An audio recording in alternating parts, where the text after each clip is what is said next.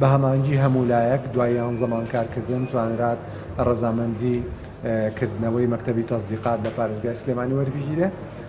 بێگومان ئەو کارە گرنگیشی زۆری هەیە بۆ دانیشتوانی پارێزگای سلێمانی، پارێزگای هەڵەبجە، پارێزگای هەولێر و دوهۆک، پارێزگای دیالا، پارێزگای کەرکووک. ئیتر لەمە دوای پێویست ناکات بچن بۆ بەغداد ڕێگایەکی دوور ببڕن لەوێ سەردانی بەغداد کەن وەزارەتی دەرەوە وەزارەتی خارجیە، بەڵکو ئەتوانن لە مەکتەب تەزدیقاتە لێرە هەموو کارەکانیان بۆ ئەنجام درێ و پێویست ناکات ڕێگایکی دوور ببڕن پارێکی زۆر سەڵکەن یا تووشی کێشە بن.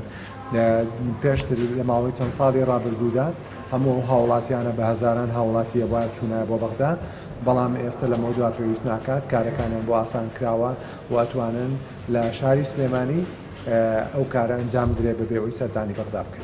سەبارەت بەکاری ئەمن و سینگەیە وەکو بەڕێسان ئاگدارن چەند ملیۆن هاوڵاتیێکی ئەمە لە دەروی وڵاتن لە هەندرانن لە ماوەی دەیان ساڵی ڕابردووە ڕۆشتون کەسوکاریان لێرەیە مڵک و مەساڵحیان لێرەیە.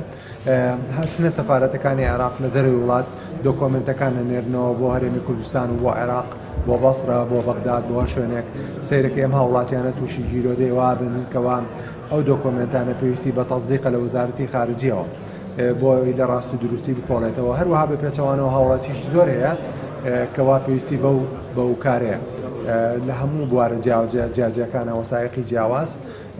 ئیتر لەمە دوا پێویست ناکە خۆیان بچن بۆوێ خەڵکێکی نەخێنەوارە نەخۆشەیە هەیە ناوێنێ بچێت بۆ بەغا هەموو کارەکان لێرە بۆ ئەنجام بدرێت. سەبارەت بە پارێزگای هەڵەبجە تاکو ئێستا ئێمە لە ماوەی چەند مانگێکە ڕۆژانە یەک کۆستەر یەک پاسی ئێمە لە ئەفسەر و کارمەندانمان ئەچن بۆ ئەوێ و لە ماوەی ڕابردوو چەندین جار داوامە لە پارێزگاری هەڵەبجە کردکەوە کوڕانیان بتوانێت ئەفسەر و کارمەندی بۆ دانێت تاکو ئێمەش بینەوە سەر کارەکانی خۆمان.